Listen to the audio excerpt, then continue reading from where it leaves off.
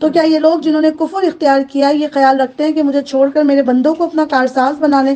ہم نے ایسے کافروں کی ضیافت کے لیے جہنم تیار کر رکھی ہے۔ نزول کا ورڈ آ رہا ہے، کل بھی ہم نے یہ چیز سنی تھی کہ یہ اللہ کا بڑا ایک ناراضگی والا انداز ہے کہ عذاب کا کیا ملے گا، ان کو پلیٹر ملے گا، عذاب سے ان کی ضیافت کی جائے گی۔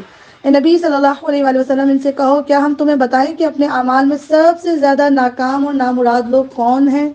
یہ آیت سورہ کہف کی ایک یہ اور ایک ہم نے کل پڑھی تھی کہ نبی کبھی بھی ایسے شخص کی اطاعت مت کرنا جس کے دل کو ہم نے اپنی یاد سے غافل کر دیا۔ ایسی دوستیاں مت رکھنا جو نماز نہیں پڑھتی ہیں، ایسی دوستیں مت رکھنا جن کا اللہ سے کوئی تعلق نہ ہو۔ یہاں اللہ تعالیٰ کہہ رہے ہیں قل هل ننبئکم بالاخسرین اعمالا، میں بتاؤں کہ سب سے زیادہ خسارے والی تھکن کس کو ملی؟ الذین ضل سعیہم فی الحیاۃ الدنیا وہم یحسبون انہم یحسنون صنعا۔ اللہ کہہ رہے ہیں میں تمہیں بتاؤں سب سے زیادہ اعمال میں ناکام اور نامراد لوگ کون ہیں؟ وہ کہ دنیا کی زندگی میں ان کی ساری محنت اس راستے سے بھٹکی رہی اور وہ کیا سمجھتے رہے کہ وہ بالکل ٹھیک کر رہے ہیں۔ کتنے لوگ ہیں جو اپنی ساری انرجیز کس پہ لگاتے ہیں؟ الدنیا الدنیا الدنیا۔ اللہ کہہ رہے ہیں جس نے صرف دنیا کے لیے خود کو خاک آلود کیا ہو اللہ کے نزدیک وہ کچھ نہیں لے کر آئے گا۔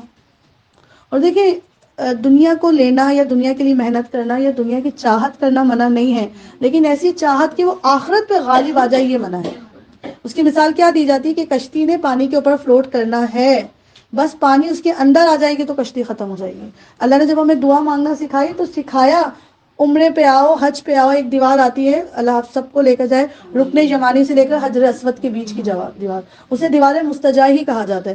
70 انبیاء کا مسلح تھا وہ دیوار، اور وہ واحد ایسی دیوار ہے کہ آپ جب اس دیوار کے پاس آتے ہیں تو ایک ٹائم میں آپ کا رخ بیت اللہ کی طرف بھی ہوتا ہے، بیت المقدس کی طرف بھی ہوتا ہے۔ یہی وہ پوائنٹ ہے جہاں رسول اللہ کے دعائیں مانگا کرتے تھے، نماز اس رخ سے پڑھتے تھے شوق سے۔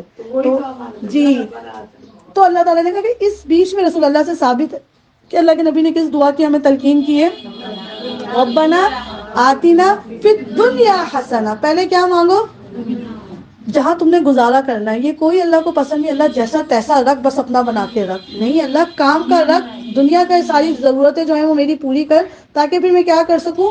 فی الدنیا حسنہ وفی الآخرہ حسنہ۔ اللہ نہ کرے آج اللہ ہمیں صحت کے بغیر کر دے جو دنیا کی نعمت ہے، اللہ نہ کرے اللہ آج ہمیں محتاج کر دے جو دنیا کی نعمت ہے مال، ہم کیسے اللہ سے کنیکشن جوڑیں گے اپنا؟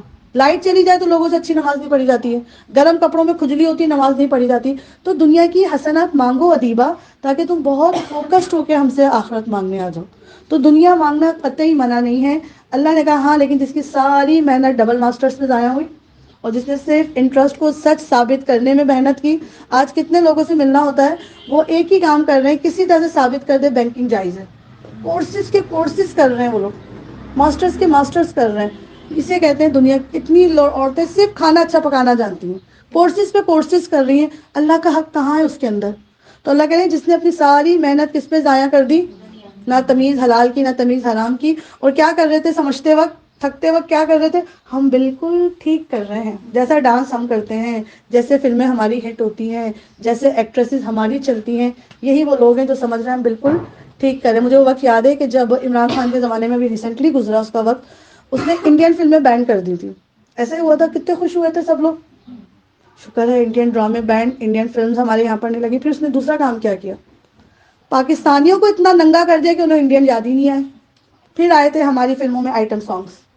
اسے کہتے ہیں کہ سمجھا کیا سب نے کہ وہ ٹھیک کر رہا ہے۔ پھر جتنی ولگیرٹی اس زمانے میں آئی کیونکہ لوگوں نے کہا کہ اگر تم نے انڈین بنا کر دی ہے تو اپنی اسکرین پہ اپنی بندیاں تو ایسی لے کر آؤ۔ پھر ایک ایک فلم تب سے پاکستانی فلمز کے اندر آئٹم سانگ چلنا شروع ہوئے تھے اور واہیات قسم کی لڑکیاں پروموٹ ہوئی تھی۔ اسے کہتے ہیں کہ ساری محنت کس پہ ضائع کر دی؟ دنیا پر۔ سمجھ کے آ رہے تھے ہماری کرسی سے اچھی اقتدار کسی کا نہیں ہے۔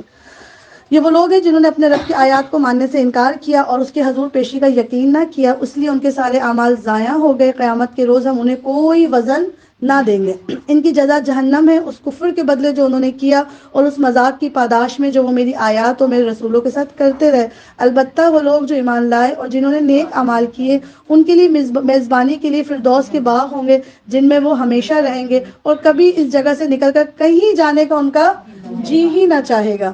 اے نبی صلی اللہ علیہ وآلہ وسلم کہو اگر سمندر میرے رب کی باتیں لکھنے کے لیے روشنائی بن جائے تو وہ ختم ہو جائے مگر میرے رب کی باتیں ختم نہ ہوں۔ سبحان اللہ۔ بلکہ اگر اتنی ہی روشنائی یعنی اتنی ہی انک ہم ان کو اور دے دیں تو بھی وہ ان کو کافی نہ ہو۔ ایسا ہے یا نہیں؟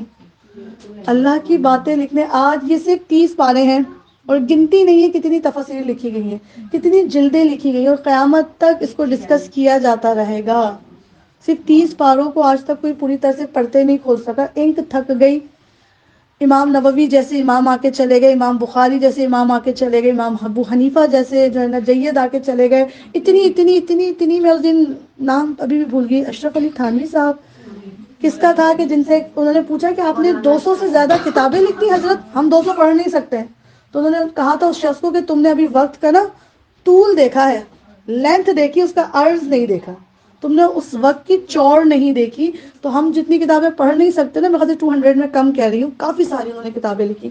تو وہ کہتے ہیں کہ تمہیں کیا پتا وقت کو کیسے یوٹیلائز کرتے ہیں، ہم ساری زندگی کی جمع کر لیں تو 200 کتابیں ہماری نہ بنے۔